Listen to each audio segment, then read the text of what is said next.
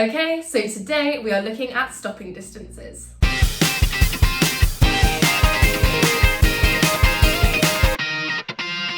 So, what affects the amount of distance you need for a car to stop? Well, the total distance, or stopping distance, is made up of two parts: your thinking distance and your braking distance. Your thinking distance is the distance that you travel before you even put your foot on the brake. It's how far the car moves during the following: first seeing the hazard, then realising you need to brake, then having your brain communicate with your foot to slam that foot onto the brakes. So it's the distance when you're thinking about braking. Okay, now your braking distance, that is the distance that the car moves from the moment that you apply the brakes until the car comes to a stop. So for your GCSE, you need to think about the factors that will affect these distances. Let's look at factors that affect only the thinking distance first. And that is your reaction time. The longer it takes you to react to the hazard that you've seen, the longer your thinking distance will be. And a driver's reaction time can be affected by other factors, such as how tired they are, if they've taken any drugs, and whether there are other distractions, like screaming kids in the back of the car. These will all lengthen that thinking distance. Okay, now let's have a think about factors affecting your braking distance. First one is the mass of the vehicle. The more massive your vehicle is, the more initial kinetic energy your vehicle will have, the harder it will be to stop your vehicle. So you will need a longer distance to apply the brakes over. Okay, factor number 2, your brakes. Pretty obvious, this one. If your brakes aren't good enough, you won't be able to apply enough force, so again, you will need a longer distance to stop. State of the road.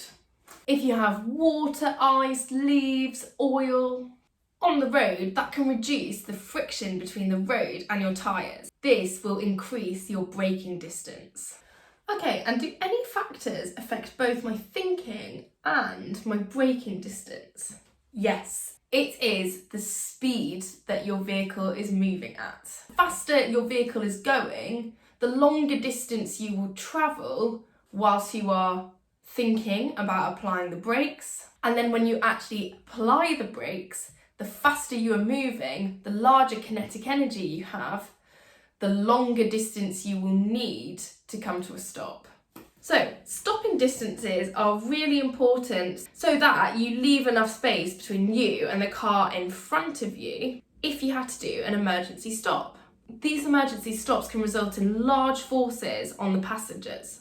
You need to be able to estimate some of these large decelerations. Estimate the force on a car as it decelerates from a typical motorway speed to a stop in 3.5 seconds. For this question, we are using the following formula: F equals mv minus mu divided by t.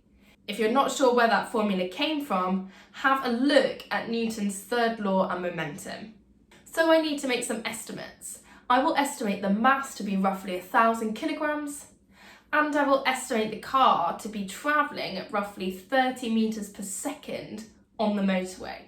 Okay, then I can do my calculation. 1,000 times 0 minus 1,000 times 30 divided by 3.5 is equal to minus 8,571 newtons. That minus sign just tells me the direction of the force. But since this was an estimate, roughly 9,000 newtons. Please make sure you like and subscribe. Download the notes for a list of all those different factors affecting stopping distance. Thanks for watching.